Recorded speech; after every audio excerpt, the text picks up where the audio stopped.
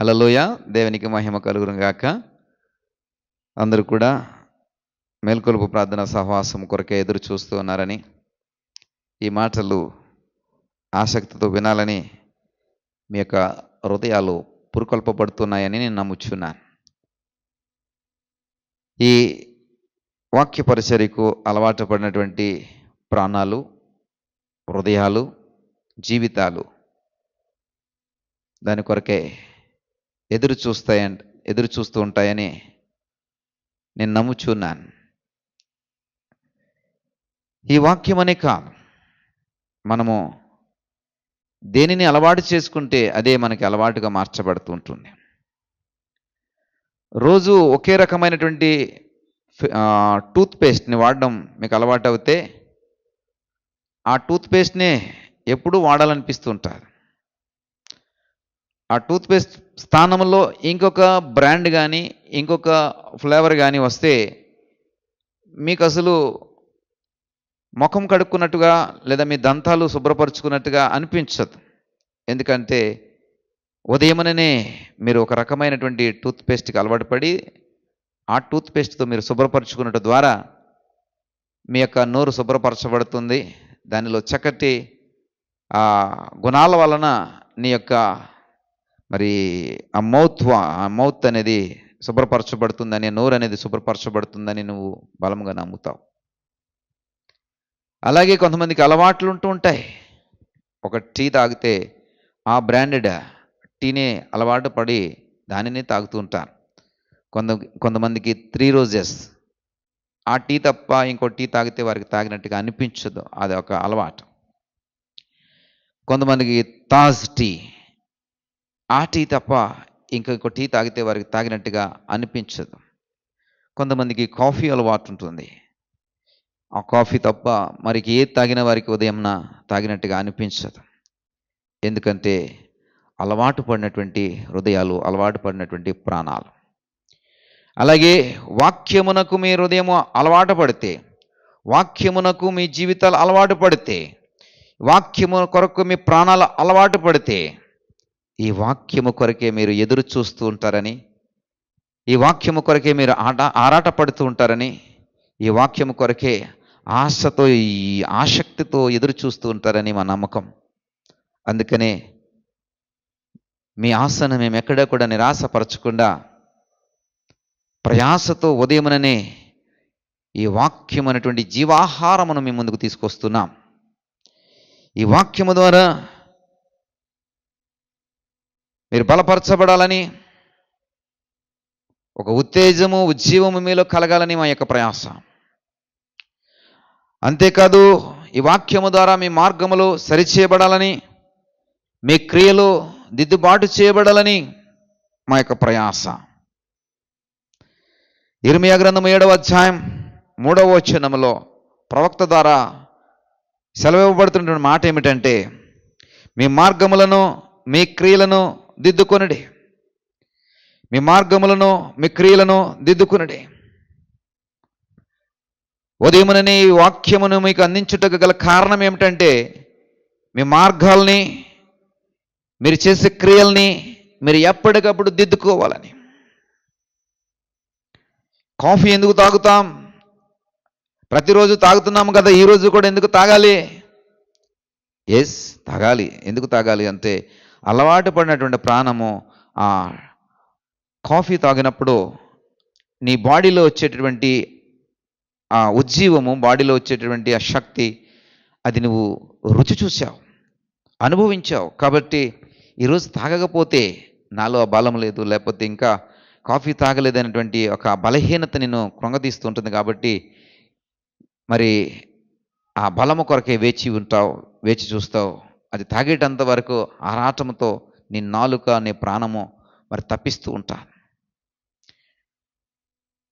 ఒక అరగంట, గంట నీకు ఉజ్జీవాన్ని ఇచ్చేటువంటి ఒక కప్పుడు కాఫీ కోసమే నీ నాలుక, నీ ప్రాణము అంత తహతహలాడుతూ ఉంటుంటే, నీ జీవితాన్ని, నీ బ్రతుకుని, నీ లైఫ్ని అమాంతంగా మార్చేటటువంటి శక్తి కలిగినటువంటి దేవుని వాక్యము కొరకు నువ్వు ఇంకా ఎంత ఎక్కువ ఆరాటముతో, తపనతో, తాపత్రయంతో ఎదురు చూడాలి. నువ్వు అలా ఎదురు చూస్తూ ఉంటావనే ఉదయమని నీ వాక్యమును మీ ముందుకు తీసుకొస్తున్నా.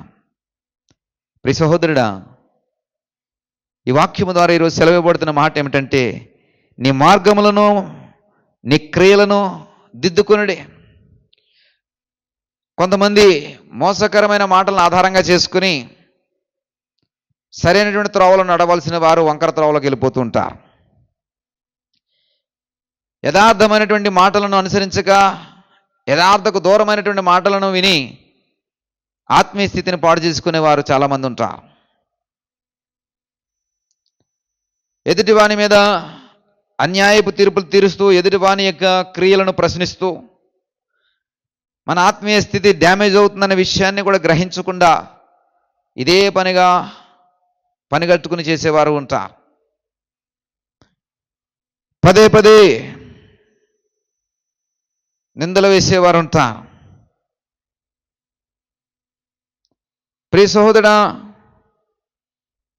ఇలాగ మన ఆత్మీయ జీవితంలో మన యొక్క ఆత్మీయ స్థితిని డ్యామేజ్ చేసేవి, పాడు చేసేవి చాలా మనం చూస్తూ ఉంటాం, చేస్తూ ఉంటాం. వాటికి స్థానం ఇస్తూ ఉంటాం, పర్వాలేదు లేనట్టుగా సర్దుకుని వెళ్ళిపోతూ ఉంటాం.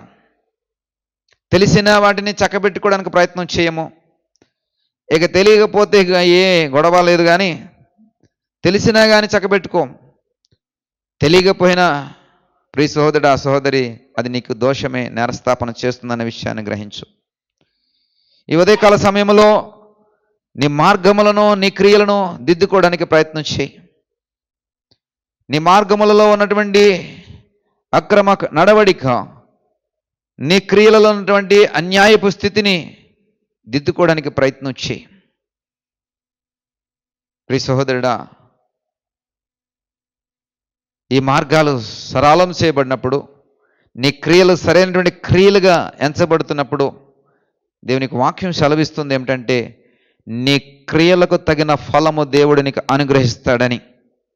కాబట్టి నీ క్రియలు ఎప్పుడు కూడా నీకు ఫలాన్ని తీసుకొచ్చేవిగా ఉండాలి.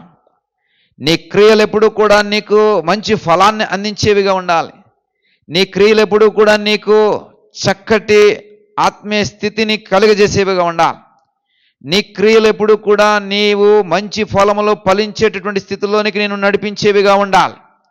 నీ క్రియల వలన ఎదుటివారు హాయిని పొందుకోవాలి. నీ క్రియల వలన ఎదుటివారు ఆనందాన్ని పొందుకోవాలి. నీ క్రియల వలన నీ కుటుంబీకుల భవిష్యత్తును నువ్వు తీర్చిదిద్దగలగాలి. నీ క్రియల వలన నీవు పనిచేస్తున్నటువంటి జాగాలో ఆశీర్వాదకరమైన, దీవెనకరమైనటువంటి పరిస్థితులు నెలకొల్పబడాలి. నీ క్రియల వలన మరి నలుగురికి ప్రయోజనకరమైనటువంటి పనులు జరగాలి. అలాగని క్రియలు ఉన్నాయా? దిద్దుకో సహోదరుడా, దిద్దుకో ఓ సహోదరి. ఈ ఉదయకాల సమయంలో మేల్కొల్పు ప్రార్థన సహవాసము ద్వారా మరి చక్కటి కాఫీ లాంటి మాట మీకు చెప్తున్నాను. ఒక చక్కటి టీ తాగే అలవాటు ఉన్న వారికి ఒక చక్కటి టీ మాదిరి వాక్యాన్ని మీకు చెప్తున్నాను. ఉదయమననే సోడంబలు తాగే అలవాటు ఉన్నటువంటి వారికి చెప్తున్నాను. ఒక చక్కటి సోడంబలు లాంటి వాక్యాన్ని మీకు చెప్తున్నాను. ఉదయమనే కషాయము తాగేటటువంటి అలవాటు ఉన్నవారు ఉన్నారు. వేపాకు జ్యూస్ తాగేవారు అలవాటు ఉన్నవారు ఉన్నారు. లేకపోతే మరొక కషాయము తాగి మరి కడుపులో ఉన్నటువంటి మాలిన్యం అంతటిని కడిగేసుకునే వారు ఉన్నారు. అలాంటి చక్కటి కషాయము లాంటి వాక్యమును మీకు అందిస్తున్నా. ఏమిటి మాట అంటే, నీ మార్గములను నీ క్రియలను దిద్దుకో. నీవు ఏదైతే ఉదయముననే సేవించి తాగి పానము చేసి నీ ఆరోగ్యమునకు లేదా నీ బలమునకు ఒక ప్రేరేపణగా లేదా ఒక ప్రేరణగా ఒక మరి దాన్ని ఒక విధమైనటువంటి శక్తిని కలుగజేసేటటువంటి ఎలిమెంట్గా నువ్వు ఏ విధంగా అయితే వాడుకుంటావో, నీ జీవితాన్ని ప్రేరేపించేటువంటి ఎలిమెంట్గా ఈ వాక్యాన్ని స్వీకరించు. ఇది ఒక గంట కోసమో ఒక రోజు కోసమే కాదు ప్రియ సహోదరుడా. నీ జీవితానికి సరిపడా వాక్యము, నీ జీవితానికి సరిపడా మాట ఈ ఉదయకాల సమయంలో అందిస్తున్నాం. ఏమిటి అంటే నీ మార్గములను, నీ క్రియలను దిద్దుకో. దేవుడు నీకు ఇంకా సమయం ఇస్తున్నాడు. ఇంకా సమయం ఉంది. ఈ సమయాన్ని నువ్వు పొందుకున్నావు. ఈ సమయంలోనే నువ్వు ఉన్నావు. ఇప్పుడే దిద్దుకో, ఇప్పుడే సరి చేసుకో.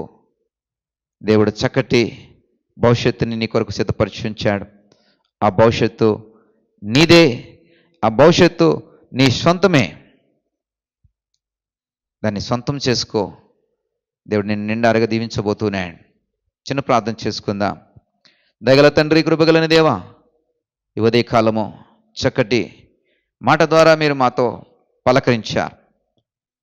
మా యొక్క మార్గాలను, మా యొక్క క్రియలను మేము దిద్దుబాటు చేసుకోవాలయ్యా. మోసపూరితమైనది మాలో ఉందా? దోషపూరితమైనది మాలో ఉందా? యథార్థరహితమైనది మాలో ఉందా? నష్టము కలిగజేసేది మాలో ఉందా? హాని కలిగజేసేది మాలో ఉందా? వక్రమమైనటువంటి మార్గం మాలో ఉందా?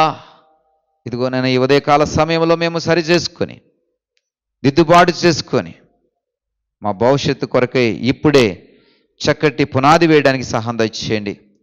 చక్కటి అడుగు మా భవిష్యత్తు కొరకై ఇప్పుడే వేయడానికి సహాయం దయచేయండి.